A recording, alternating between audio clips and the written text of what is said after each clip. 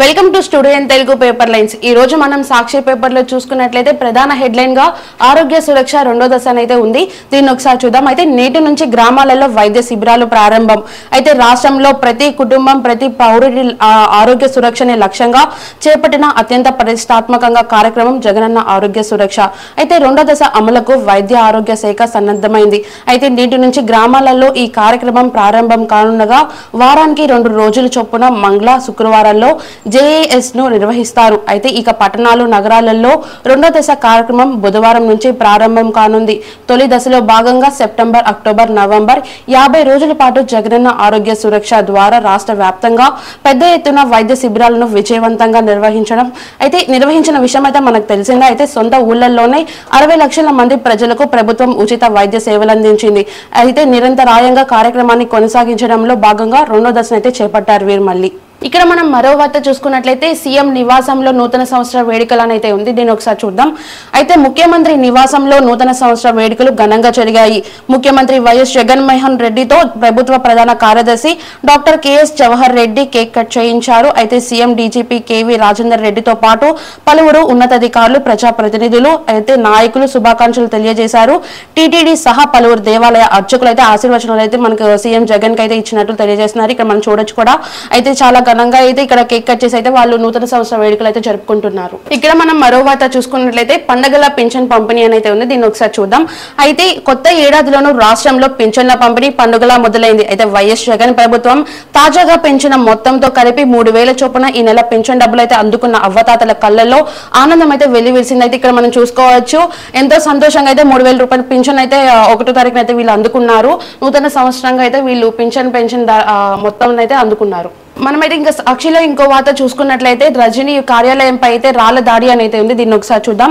అయితే గుంటూరులో అర్ధరాత్రి అరాచకం. న్యూ ఇయర్ వేడుకల ముసుగులో టీడీపీ జనసేన మూకల ర్యాలీ. అయితే వైఎస్ఆర్సీపీకి వ్యతిరేకంగా నినాదాలు. అయితే మంత్రి రజనీ నూతన కార్యాలయంపై రాళ్లతో దాడి. అయితే అడ్డుకున్న పోలీసుల పైన దౌర్జన్యం. సెక్యూరిటీ గార్డుపై దాడి. పోలీసులు అదుపులో 30 మందిని అయితే తీసుకున్నట్లు మనకు తెలుస్తుంది. అయితే వివిధ సెక్షన్ల కింద కేసు నమోదు చేసిన పోలీసులు ఈ దాడుల్లో 100 మందికి పైగా పాల్గొంటున్న పోలీస్ నిర్ధారణ అయితే ఉంది.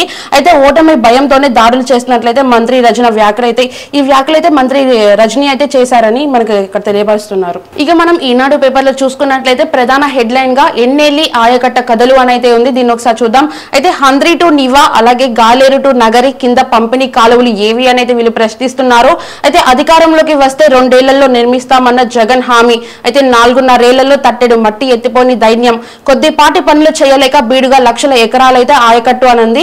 అయితే కాలువలు లేక అయితే పొలాలన్నీ అయితే స్థలాలన్నీ ఇక్కడ బీడిపోయినట్టయితే మనకి చిత్రపటంలో కనిపిస్తుంది. అయితే వీళ్ళందరూ అయితే అడుగుతున్నారు జగన్ ఇచ్చిన హామీ అయితే ఇంకా నెరవేర్చినది వీళ్ళందరూ అయితే ప్రశ్నిస్తున్నారు. ఇక్కడ మనం మరో వార్త చూసుకున్నట్లయితే PSLV C58 ప్రయోగం విజయవంతం. అయితే నిర్ణీత కక్షలోకి ఎక్స్పోసాట్. అయితే ఈ తరహాలో ప్రయోగం చేసిన రెండో దేశంగా భారత్ అయితే నిలిచింది. ప్రధాని సహా పలువురు ప్రముఖులైతే అభినందనలు తెలిపారు. 2024 గగన్యాన్ సంవత్సరం అన్న ఇస్రో అధిపతి. అయితే న్యూ ఇయర్ రోజు అయితే ఇది సక్సెస్ఫుల్ అవడం అందరూ అయితే చాలా ఆనందంగా భావిస్తున్నారు. దీనికైతే చాలా మంది అయితే అభినందనలు కూడా మన భారతదేశానికి అయితే తెలుపుతున్నట్లు మనకు తెలుస్తుంది. ఇక్కడ మనం మరో వార్త చూసుకున్నట్లయితే చిగురుటాకులా వణికిన జపాన్ అయితే ఉంది. అయితే వరుసగా 21 సార్లు కంపించిన భూమి. అయితే పశ్చిమ తీరం అల్లకల్లోలం. భారీ సునామీ హెచ్చరికల జారీ. అయితే ఆ తర్వాత తీవ్రత అయితే తగ్గిందని అయితే మనకు తెలుపుతున్నారు. అలాగే జపాన్ లోని వాజిమార్ నగరంలో భూకంపం కారణంగా ధ్వంసమైన రహదారి, ఇల్లు ఇక్కడ మనం చూసుకోవచ్చు. ధ్వంసమైన ఇల్లు అలాగే రోడ్లు కూడా మనకి ఇక్కడ కనిపిస్తున్నాయి. అయితే న్యూ ఇయర్ రోజు ఇలా జరగడం చాలా బాధాకరంగా ఉందని అయితే వ్యక్తం చేస్తున్నారు. ఇక మనం ఆంధ్రజ్యోతిలో చూసుకున్నట్లయితే ప్రధాన హెడ్లైన్ గా జనవరి 1న జాబ్ క్యాలెండర్ ఇది జగన్ అని అయితే ప్రశ్నిస్తున్నారు. దీన్ని ఒకసారి చూసుకున్నట్లయితే మాట తప్పను మడమ తిప్పను అంటూ అధికారం చేజిక్కుకున్న అయితే సీఎం జగన్ ముఖ్యమంత్రి పీఠంపై కూర్చున్నాక మాట తప్పేశారు, మడమ తిప్పేశారు.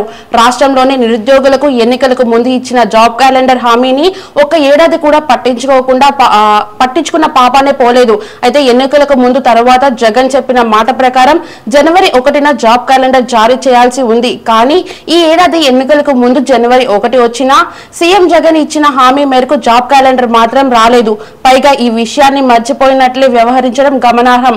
అయితే జనవరి 1న జాబ్ క్యాలెండర్ ఇవ్వకుండా అయితే వేడుకలు చేసుకున్నట్లయితే ఇక్కడ మనకి తెలుపుతున్నారు. ఇక్కడ మనం చూసుకోవచ్చు కూడా. ఇక వాళ్ళైతే వేడుకలు చేసుకుంటున్నారు అన్నట్లయితే ఇక్కడ మనకైతే పిక్చర్ అయితే ఆంధ్రజ్యోతి వాళ్ళైతే ఇచ్చారు. ఇక్కడ మనం మరో వార్త చూసుకున్న చూసుకున్నట్లయితే కొత్త ఏడాదిలో దూకుడు అని అయితే ఉంది. దీన్ని ఒకసారి చూద్దాం.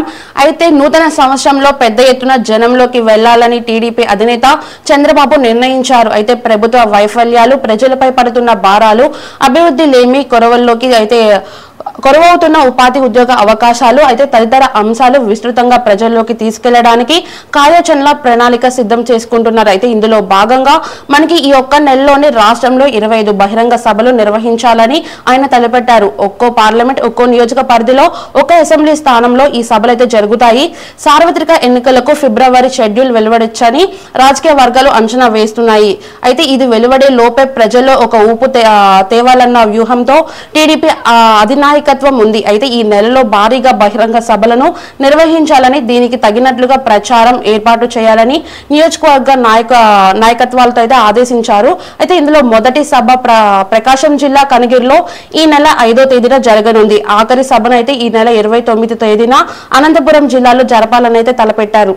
అయితే మనం ఇక్కడ చూసుకోవచ్చు, కొత్త ఏడాదిలో అయితే వీళ్ళైతే కొత్త రీతిలో అయితే కొన్ని కార్యక్రమాలు తీసుకురావడానికి అయితే వ్యూహం అయితే రచించారు. ఇక్కడ మనం మరో వార్త చూసుకున్నట్లయితే అమృత భారత్ వచ్చేసింది అని అయితే ఉంది. అయితే ప్రధాని నరేంద్ర మోడీ ప్రారంభించిన రైలు అయితే వాడుకలోకి వచ్చేసింది. అలాగే మన సోమవారం విజయవాడ స్టేషన్ లో కూడా అమృత భారత్ రైలు అయితే వచ్చినట్లు ఇక్కడ మనకి పిక్చర్ లో అయితే చూపిస్తున్నారు. ఇక్కడ మనం మరో వార్త చూసుకున్నట్లయితే 2.5 కోట్ల మందికి అయితే శ్రీవారి దర్శనం అయితే జరిగినట్లు తెలుస్తుంది. అలాగే గత ఏడాది 1403 కోట్ల హుండీ లెక్కింపులు అయితే చేసినట్లయితే మనకి ఇక్కడ తెలియపరిచారు వీళ్ళు. సో చూసారు కదా ఈ రోజుటి studio in Telugu paper lines. రేపటి పేపర్ లైన్స్ తో మళ్ళీ కలుద్దాం. అంతవరకు చూస్తూనే ఉండండి స్టూడియో ఇన్ తెలుగు.